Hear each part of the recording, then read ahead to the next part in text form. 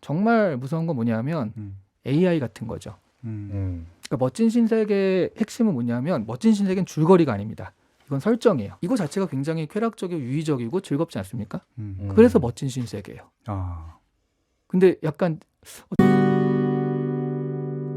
그 책 읽어드립니다라는 프로그램에서 프로그래밍을 하는 네, 책을 네. 일을 하셨잖아요. 네. 근데 그때 어떤 생각으로 딱 하셨어요? 그러니까 책을 그 시기에, 그러니까 이 시기에 사람들이 되게 관심 있어하는 네. 그런 생각을 대변하는 어떤 고전의 책이 또 있더라고요, 보면. 네. 드립니다의 핵심 그 네. 어떤 책을 선택하냐의 포인트는요.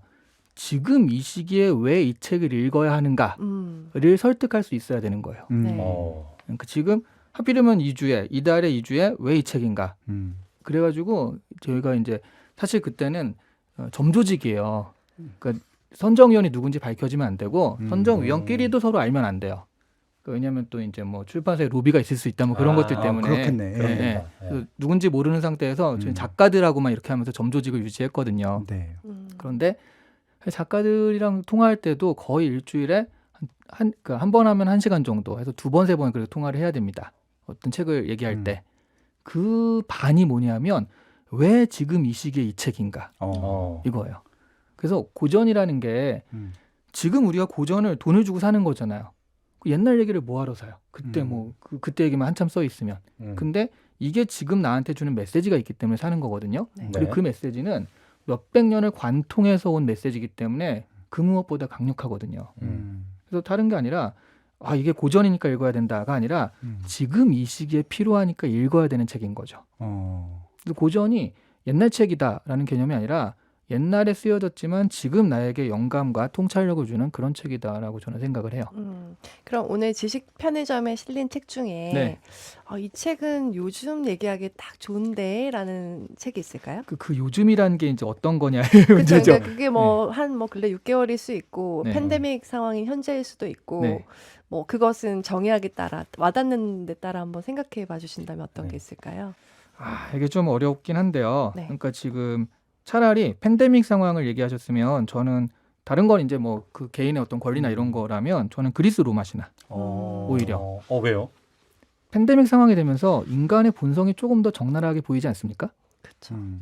가령 내가 엘리베이터를 탔는데 근데 누가 마스크를 안 쓰고 엘리베이터를 탔다. 그렇죠. 이 사람에 대한 적의가 올라오면서 맞아요. 나한테 해를 끼칠 수도 있는 저 사람은 뭐 돌아다니지 하면서 약간 인간에 대한 불신 같은 것들이 생기고요. 네. 그 사람에 대해서 조금 더 생각을 해보는 것 같아요. 근데 그리스 로마 신화를 보면 신들의 얘기를 빌리지만 사실은 질투하고 싸우고 그런 사람의 모습이 그대로 드러나잖아요. 네. 그렇죠. 그래서 그걸 보면서 우리가 사람을 좀 더 이해할 수 있는데 지금 팬데믹 상황에서는 우리가 이제 명분이라는 것 안에서 밖으로 보이는 모습들을 좀 안쪽으로 들어가 가지고 좀 더 그 사람에 대해서 생각을 하게 되는 것 같아요. 나도 그렇고. 네, 그런 면에서 저는 오히려 그리스 로마 신화가 팬데믹 상황에서는 네. 재밌지 않을까 하는 생각이 그런 들어요. 얘기도 많이 하잖아요. 1984나 네. 멋진 신세계처럼 우리가 지금 QR코드 찍었잖아요. 네. 그렇게 뭔가 관리당하고 네. 그런 식으로 그런 나라가 되지 않을까 두려워하는 것도 팬데믹 상황에 이 얘기도 되게 많이 하는 그렇죠. 것 같아요. 빅브라더가 지켜보고 있다. 네. 그리고 사실은 그거는요. 그러니까 왜냐하면 꼭 그럴 수는 없는 게 그 데이터를 옛날처럼 뭐 일부 몇 명만 접근할 수 있는 건 아니잖아요. 네. 굉장히 많은 사람들이 그 데이터에 접근을 하면서 누군가 이거를 독점적으로 쓴다라고 한다면 분명히 거기에 대해서 안 된다라고 하는 세력도 생길 거라고 생각해요. 저는 오히려 기술이 발전하면서 그런 부분들은 오히려 견제가 되는데요. 정말 무서운 건 뭐냐면 AI 같은 거죠. 그러니까 멋진 신세계의 핵심은 뭐냐면 멋진 신세계는 줄거리가 아닙니다. 이건 설정이에요. 네. 어떤 설정인가요? 멋진 신세계 같은 경우는 지금부터 한 500년, 2500년 정도의 그 얘기를 하는 건데요. 일단 사람들이요. 자연 수정이 아니라 공장에서 태어납니다. 태어나는데 이제 붙어 있어요. 그 상표가. 그래서 알파, 베타, 감마 해가지고 계급이 딱 붙어 있고요. 그리고 직업도 정해져 있어요. 그럼 직업이 정해졌으면 가령 이런 화력 발전소에서 일하잖아요. 그러면 DNA 자체가 불에 가까이 있을 때 가장 즐거움을 느끼는 DNA로 설정이 돼요. 교육 자체도 그렇게 받아요. 그럼 이 친구는 태어나서 화력발전소에 일하는 사람은 잘하거든요. 그리고 화력발전소에 일해요. 행복하잖아요. 내가 선택하는 것도 아니고 그냥 다 정해져 있고요. 그대로 하면 돼요. 그리고 나의 모든 DNA는 화력발전소에 일할 때 가장 즐거움을 느끼게 되어 있습니다. 그리고 그럼에도 불구하고 인간이니까 약간 정신적으로 뭐 좀 그 불만족을 느낄 수도 있잖아요. 그럴 땐 소마라는 약을 먹어요. 근데 지금 보면 약간 마약 같은데 근데 이제 그런 중독성은 없는. 네. 행복하잖아요. 나쁠 게 뭐가 있어요. 음. 그리고 이게 약간 그 어른들이 듣는 거 맞죠? 네. 네. 아, 아이들 듣나요? 아니요, 뭐 어른들이 많이 아니 듣습니다. 어른들이 많이 듣습니다. 네. 그러면은 그러니까 자 그러면 아이가 안 태어나잖아요. 네. 결혼이 없어요. 결혼이 없으니까 특히 부부 갈등이 없고. 그쵸.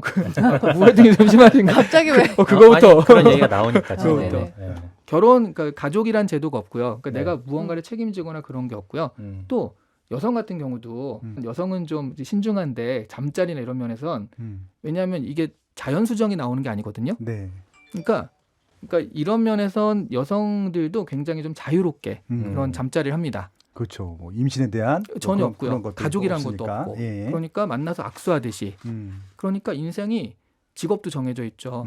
이런 것도 되게 자유롭죠. 그냥 뭐 그런 거 그 휴가도 모아서 휴가도 갔다 오죠. 오히려 한 파트너를 계속 1년 동안 만나면 쟤 되게 능력이 없나? 이런 시대인 거예요. 이거 자체가 굉장히 쾌락적이고 유의적이고 즐겁지 않습니까? 그래서 멋진 신세계예요. 아. 근데 약간 듣고 보니까 그런 것도 같은데라고 하면서도 뭔가 수긍이 안 되는 게 있죠. 그렇죠. 그게 뭐냐면 다 정해져 있는 거예요. 그렇죠. 자유의지, 내가 할 수 있는 게 하나도 없고요. 내가 선택하는 게 하나도 없고 모든 게 다 정해져 있거든요. 그것 때문에 이게 진짜 멋진 신세계야? 뭐 이런 생각이 드는 거거든요. 네.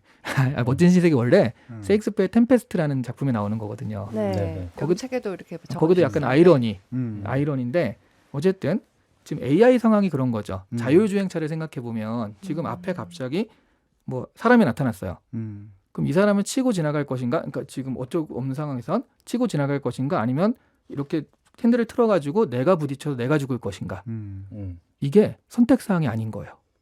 아. 이미 AI에 다 알고리즘으로 되어 있습니다. 음. 그게 이제 트롤리의 딜레마라고 그러잖아요. 네네네. 그런 식으로 이 AI화되고 자동화되면서 모든 선택들이 이미 다 알고리즘으로 정해져 있는 거예요. 그럼 점점 사람의 선택사항은 없어지잖아요.